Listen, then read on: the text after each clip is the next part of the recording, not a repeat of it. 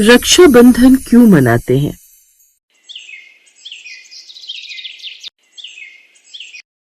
रक्षाबंधन का पावन पर्व भाई बहन के प्रेम, विश्वास और रक्षा के संकल्प का प्रतीक है।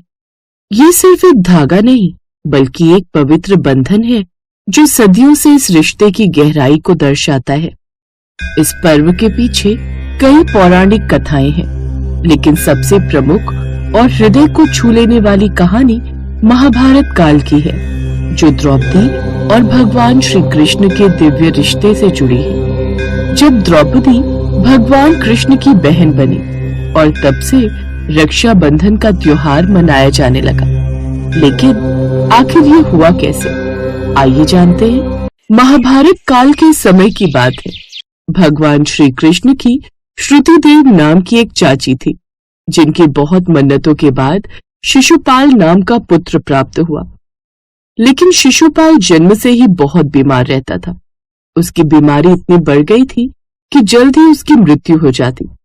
तभी श्रुतिदेव के घर एक ब्राह्मण आए और बोले, तुम्हारा पुत्र शिशुपाल किसी महान व्यक्ति के स्पर्श से ठीक हो सकता है, परंतु जो व्यक्ति इसे ठीक करेगा वही इसकी मृत्यु का कारण बनेगा।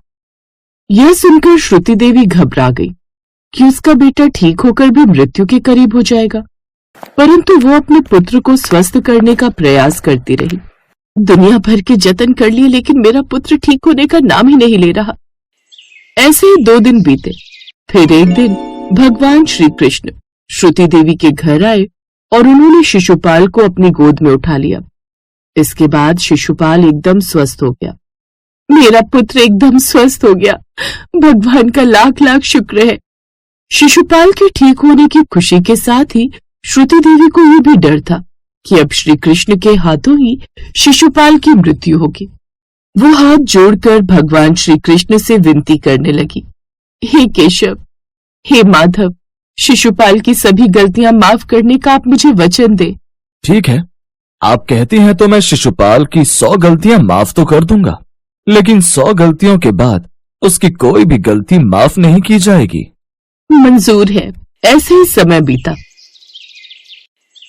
शिशुपाल बड़ा हुआ और एक क्रूर राजा बना।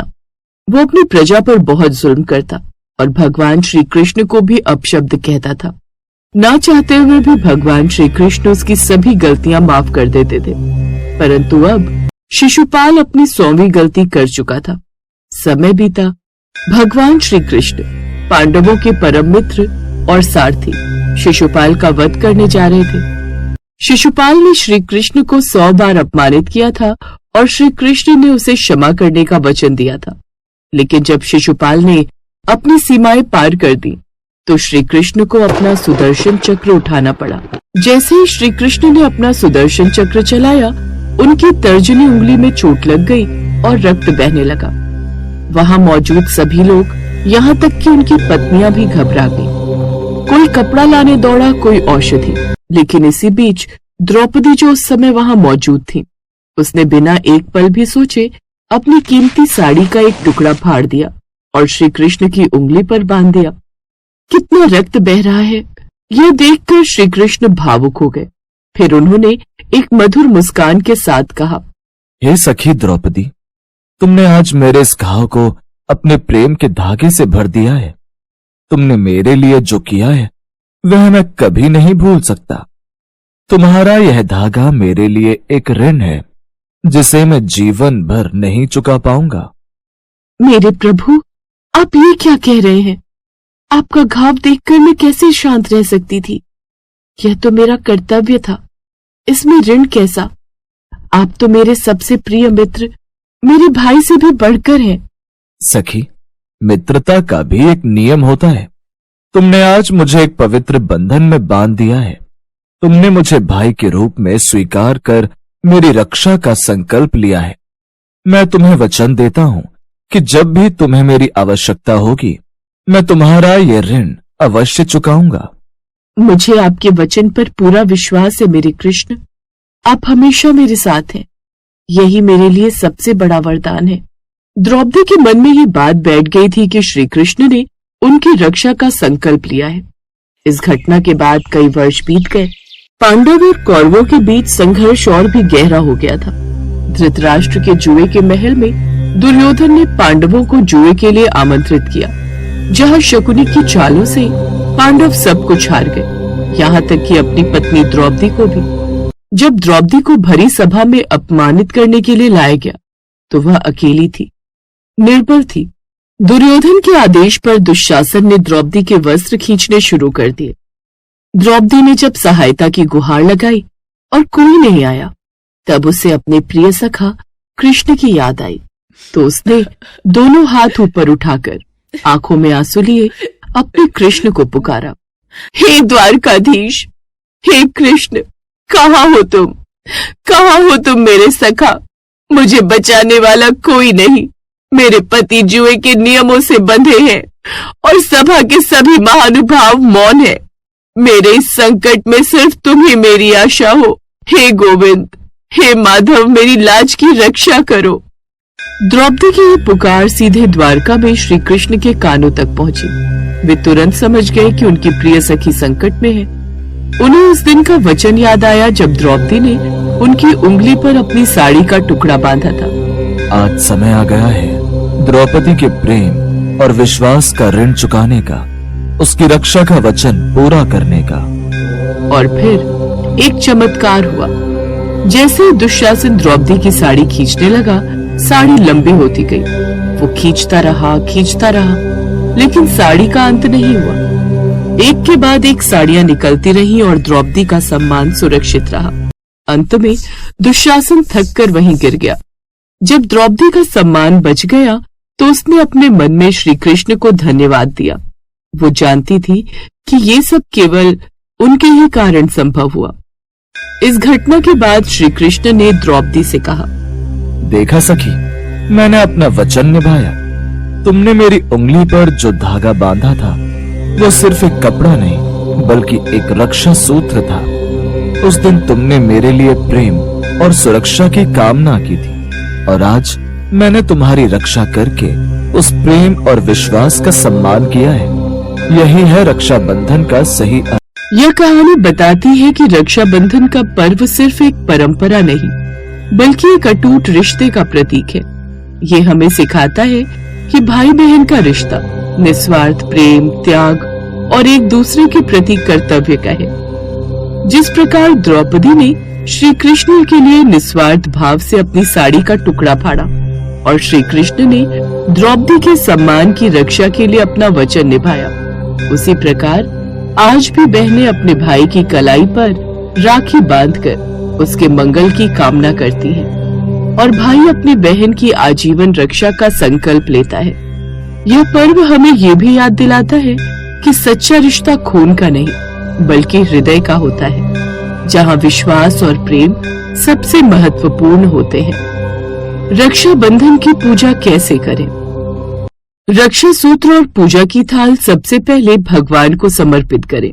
इसके बाद भाई को पूर्व या उत्तर की तरफ मुंह करवाकर बिठाएं, फिर भाई को तिलक लगाएं, रक्षा सूत्र बांधें, फिर आरती करें और उसके बाद भाई को मिठाई खिलाकर भाई के लिए मंगल कामना करें।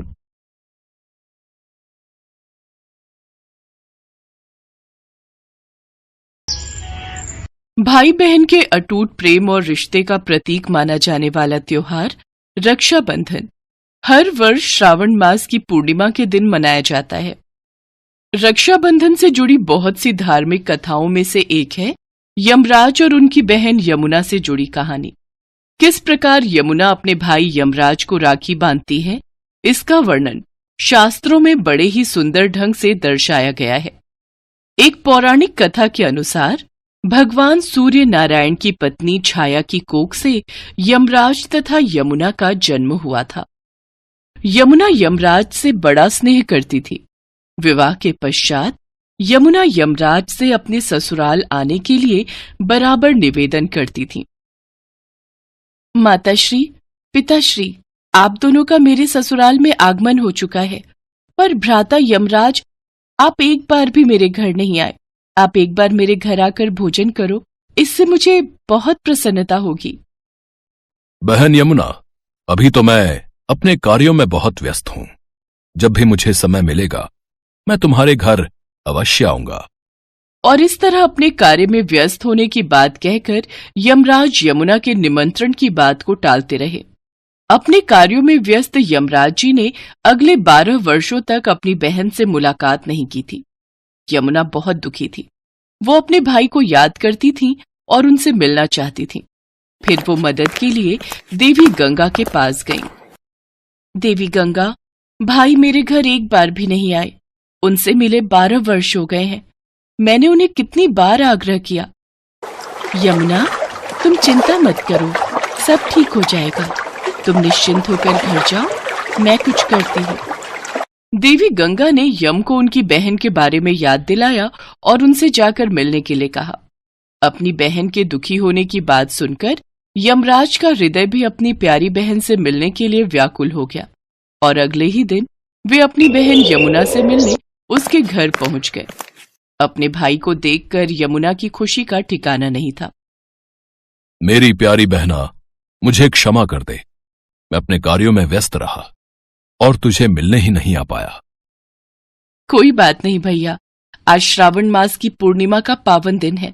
आज के दिन आप मेरे घर आए, मेरे लिए इससे बड़ी खुशी की कोई बात नहीं हो सकती। भैया, आज मैं आपकी कलाई पर एक रक्षा सूत्र बांध देती हूँ। अपने प्रेम और स्नेह से सजी ये रेशम की डोरी बांध रही हूँ। आप जब भी इस डोरी को अपनी कलाई पर बंधा देखोगे तो आपको मेरी याद आ जाएगी। फिर आप मुझे मिलने आ जाना या फिर मुझे बुला लेना। लाओ भैया, अपनी कलाई आगे करो। मैं ये रक्षा सूत्र बांध देती हूँ। ये तुम्हें सारी परेशानियों से दूर रखेगा और हमेशा मेरी याद दिलाता रहेगा। हाँ, ये उत्तम है। अपने कार्यों में व्यस्त होते हुए भी बहन, इस रेशम की डोरी को देखकर मैं तुम्हें याद कर लूंगा। मेरी प्यारी बहना, तू सदा खुश रहे। तुझे कभी भी मेरी जरूरत हो तो बस मुझे याद कर लेना, मैं तुझे मिलने आ जाऊंगा। ला बहन, बांध दे ये रेशम की डोरी। और फिर देवी यमुना ने यमराज जी के माथे पर तिलक किया, उनकी कलाई पर राखी बांधी और ढेर सारे पकवान और मिठाई खिलाकर अपने भाई यम के प्रति अपने अटूट प्रेम को उजागर किया।